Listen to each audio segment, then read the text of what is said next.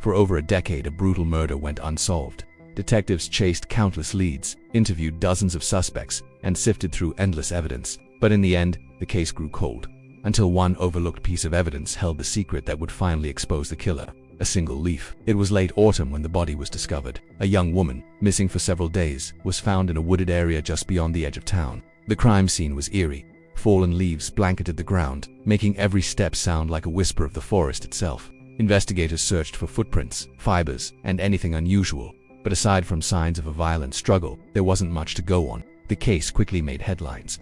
A promising life stolen, a community shaken, and no answers. Weeks passed, leads dried up, and as winter came, the investigation grew colder with the weather. For years, the case files sat untouched in the evidence room. Families begged for answers, detectives moved on to other assignments, and hope seemed to fade. It was another tragic mystery destined to remain unsolved. But then, over a decade later, the case was reopened. Advances in forensic science had given investigators new tools, and a fresh set of eyes on the evidence would make all the difference. Among the items logged from that autumn crime scene was a small, unremarkable leaf. It had been collected almost as an afterthought, stuck to the victim's clothing. At the time, it seemed meaningless, a piece of nature in a forest full of them. But when forensic botanists examined it years later, they noticed something unusual. The leaf wasn't just any leaf. It came from a tree not commonly found in the area where the victim had been discovered. And more importantly, traces of soil and microscopic pollen clinging to its surface didn't match the forest floor at the scene. This suggested one thing: the victim had been moved. Investigators retraced possible locations where such a tree could be found. Their search narrowed to a small cluster of properties outside of town, one of which belonged to a man who had been questioned early in the investigation but never charged. When detectives dug deeper, they found inconsistencies in his original statement. Witnesses placed him near the victim's last known location.